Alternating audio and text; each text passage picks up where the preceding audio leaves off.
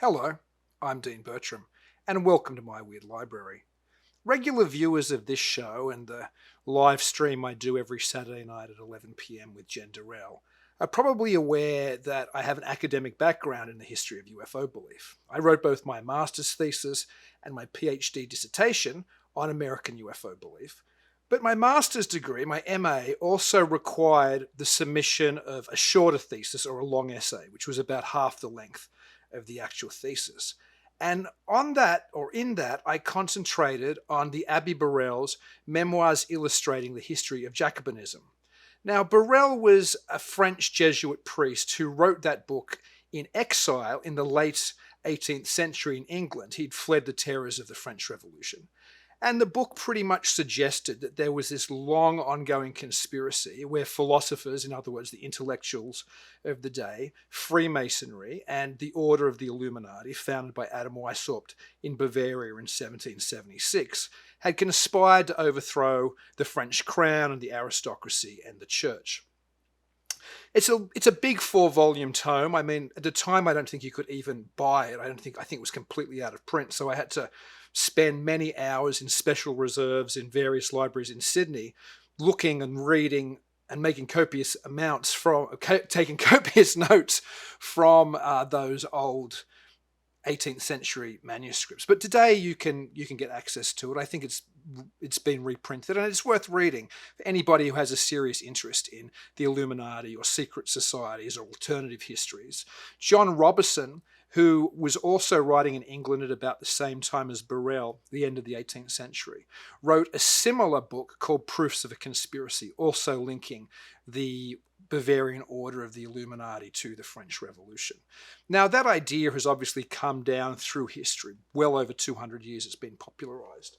And the book I'm talking about today is Neal Wilgus's The Illuminoids, which came out in 1978. It's a fascinating book. It's not so much a history of the Illuminati as a history of the ideas of the Illuminati. And he combines historical incidences which are probably fact to things which are less sure, to even fictional writings, including the type of ideas posited by Robert Anton Wilson, not so much in Cosmic Trigger, The Final Secret of the Illuminati, which came out just the year before The Illuminoids, but in the earlier 70s trilogy, which is a science fiction magical odyssey called Illuminatus, which traces the Illuminati through history and sees them behind all types of conspiracies and social changes and shenanigans. That was a very popular sci-fi trilogy and set the tone for much of the modern belief in the Illuminati.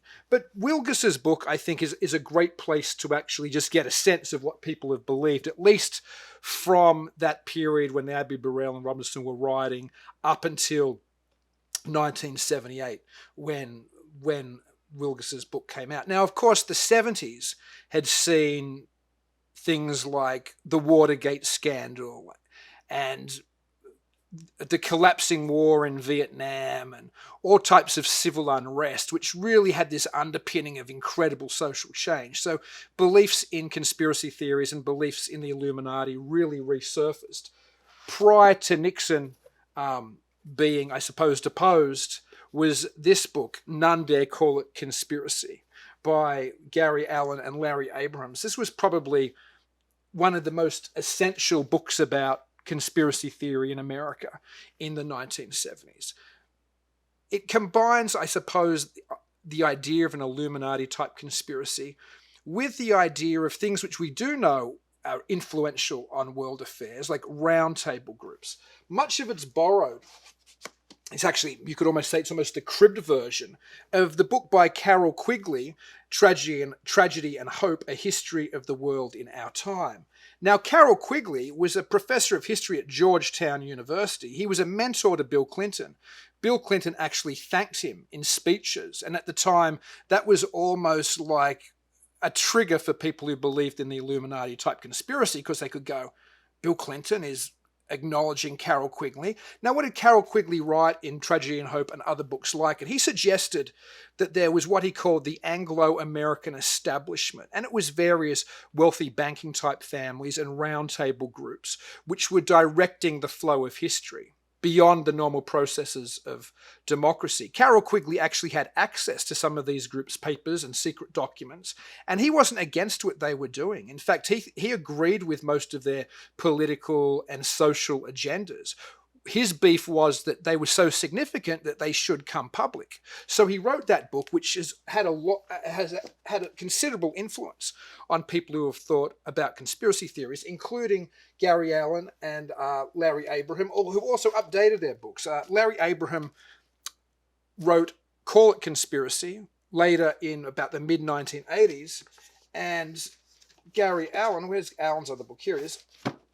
Say No to the New World Order came out in the mid-80s. So they're both kind of mid-80s books, both updating, because as I said, None Dare Call It Conspiracy came out before Watergate. So a lot happened in the years immediately following the publication of that book. Now, while this book isn't about None Dare Call It Conspiracy, it's worth mentioning it was the book which Alex Jones, today's probably most prominent conspiracy theorist and one of the most significant voices, I suppose, on the conservative right, says was the book that woke him up in his mid-teens. I also read None Dare Call It Conspiracy in my mid-teens, and whether you agree with the politics or not, I think it does open your eyes to the type of things that Carroll Quigley was talking about in Tragedy and Hope, that there are these social forces or organizations above and beyond what we consider democratically elected that do shape social and policy and foreign policy and all types of realities that we live in today. We see it today, of course, in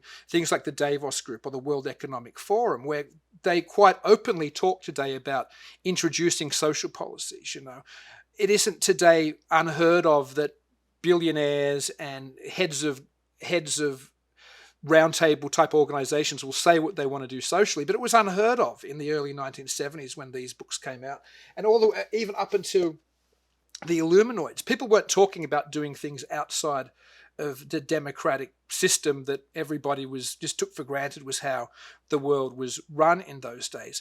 And so the Illuminoid still rings true now as ever, at least so far in its presentation of various suspicions of how the world actually operates, even though it has some wonderful chronologies and timetables in here. They obviously only run up to 1978. And again, a lot of it you have to take with a grain of salt. Wilgus isn't suggesting the Illuminati have run all of history, but it's a great insight into this type of thinking in American thought and in general international thought. In fact, many academics have talked about what they term the paranoid strain in American thought, meaning that there's often been a belief in conspiracy since prior to the American Revolution up until today. And I don't think we should be dismissive of just saying if it's a conspiracy theory, it must be bunk, because some are bunk, but sometimes people do get together to manipulate the forces of the market or political process or whatever else you like. And certainly today we live in a time, I think, where people are more part of that paranoid strain perhaps than ever, whether it's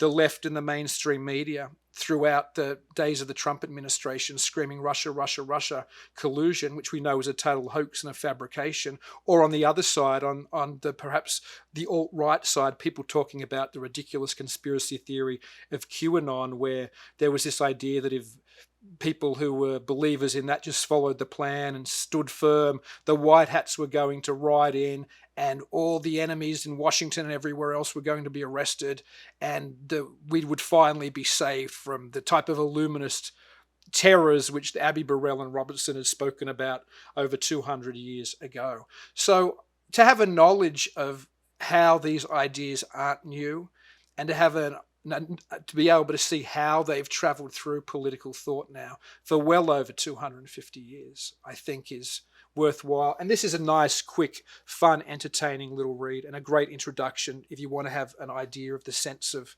that type of historical overview. Nowhere near as dry as many of the more academic texts are. Anyway, I've certainly enjoyed talking to you today about the Illuminoids and about some of the development of conspiracy theory throughout the last couple hundred years, and I hope you enjoyed this video. If you did, please like it. Also, this is a heads up for those of you listening to the very end. My Weird Library will soon be changing in format to a slightly different show, still talking about books like this. It will no longer be this type of 10 to 15 minute run time. It'll be closer to an hour, and I'll have a co-host, and I'll be moving to a bigger channel, but I'll save that announcement for perhaps next week or the following. Certainly by the end of July or early August, this show would have moved and transformed. But I'll still be bringing you the type of overviews along with my fantastic co-hosts that I've been doing so far. So again, until I see you next time, keep it weird.